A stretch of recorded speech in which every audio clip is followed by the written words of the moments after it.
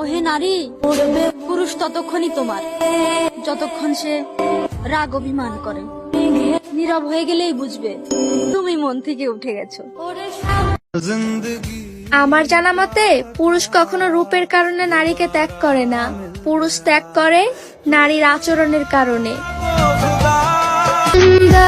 আমরা নারীরা কিভাবে বুঝবো একটা ছেলের কষ্ট?